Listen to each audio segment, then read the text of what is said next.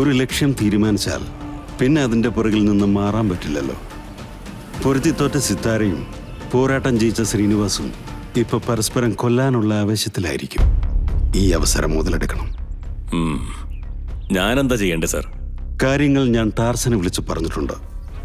മൂർത്തി അവനെ കോണ്ടാക്ട് ചെയ്താൽ മതി. ആ ശരി. ലേലഹാളിൽ നടന്നത് അവരുടെ പക. ഇനി സംഭവിക്കാൻ പോകുന്നത് നമ്മുടെ പക. ശ്രീനിവാസും സിത്താരയും ഇനി എന്നും ശത്രുക്കളായിരിക്കും. No doubt. ശരിയെന്നാ.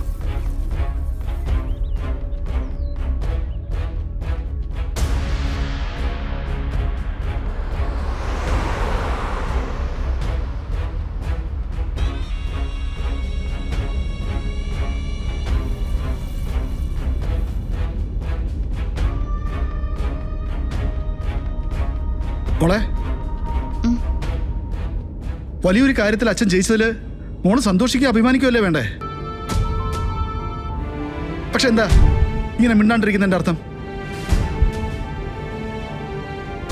സിത്താരയുടെ പരാജയമാണോ മോളുടെ വിഷമത്തിന് കാരണം? അച്ഛാ, അമ്മ അച്ഛനെ അംഗീകരിക്കാത്തത് എന്തൊരു തെറ്റിദ്ധാരണ കൊണ്ടാ. അല്ലാതെ അമ്മ ഒരു ചീത്ത സ്ത്രീ അല്ല. ഗൗരവക്കാരിയാ, എടുത്തുചാട്ടമുണ്ട്. പക്ഷേ ഉള്ളിൻ്റെ ഉള്ളില് ഒരുപാട് സ്നേഹം സൂക്ഷിക്കുന്നുണ്ട്. അടുത്ത് നിൽക്കാനും അതറിയാനും ചിലപ്പോഴെങ്കിലും എനിക്ക് സാധിച്ചിട്ടുമുണ്ട്. എൻ്റെ അമ്മയല്ലേ. അച്ഛനും അമ്മയും ഒന്നിക്കണമെന്നും എന്നിട്ട് നിങ്ങളുടെ കൂടെ ഞാനും ഉണ്ടാവണമെന്നാ എൻ്റെ ആഗ്രഹം. മോളെ, സിത്താര എന്നെ മറന്ന് മറ്റൊരു വിവാഹം കഴിച്ചു. അതിലെനിക്ക് സങ്കടം തോന്നിയിട്ടുണ്ട്, പക തോന്നിയിട്ടില്ല. പക്ഷേ ഇപ്പൊ എനിക്ക് സിത്താരോട് പകയാ. എന്തിന്? അവള് നിന്നെ കൊല്ലാൻ ശ്രമിച്ചതിന്. എന്നെ കൊല്ലാൻ ശ്രമിച്ചെന്നോ? അച്ഛൻ എന്തൊക്കെയാ പറയുന്നേ? സിത്താരയുടെ ധാരണ നീ എനിക്ക് ശാന്തി പറഞ്ഞ മകളാണെന്നാ. അതുകൊണ്ട് തന്നെ നിന്നെ ഇല്ലാതാക്കാനുള്ള ശ്രമം സിത്താരയുടെ ഭാഗത്തുനിന്നുണ്ട്. ഛേ, ഒന്ന് വെറുതെ ഇരുന്നേ. ഒരാളെ നമുക്ക് ഇഷ്ടമല്ലാന്ന് കരുതി അയാളെ കുറിച്ച് വെറുതെ ഇങ്ങനെ കഥയുണ്ടാക്കി പറയണോ? കഥയല്ല മോളെ, ഞാൻ എന്റെ കണ്ണുകൊണ്ട് കണ്ടതാ. എന്നെ ഒരാൾ കൊല്ലാൻ ശ്രമിച്ചാ അത് ഞാൻ അറിയില്ലേ? നീ അറിഞ്ഞില്ല മോളെ. പക്ഷേ അച്ഛൻ ഈ പറയുന്ന കാര്യം സിത്താരെ കൊണ്ട് തന്നെ വേണമെങ്കിൽ പറയിപ്പിക്കാം. എന്തൊക്കെയാ അച്ഛൻ ഈ പറയുന്നേ? സിത്താര മാഡം എവിടെ വെച്ചെന്നെ കൊല്ലാൻ ശ്രമിച്ചു എന്നാ? മോളെ, അന്ന് നമ്മൾ 3 പേരുടെ റിസോർട്ടിൽ തങ്ങിയില്ലേ? ആ രാത്രിയിൽ സിത്താര അവിടെ വന്നിരുന്നു. മോക്ക് തരാൻ വേണ്ടി അവള് പാലിൽ വിഷം കലർത്തുന്നത് ഞാൻ എന്റെ കണ്ണുകൊണ്ട് കണ്ടതാ. മോളുടെ മുറിയുടെ മുമ്പ് വെച്ചാ ഞാനത് പിടികൂടിയേ. അതിനേക്കാളും വലിയൊരു തെളിവ് മോക്ക് എന്താ വേണ്ടേ? അച്ഛാ, സിത്താര മാഡം അങ്ങനെയൊന്നും ചെയ്യില്ല.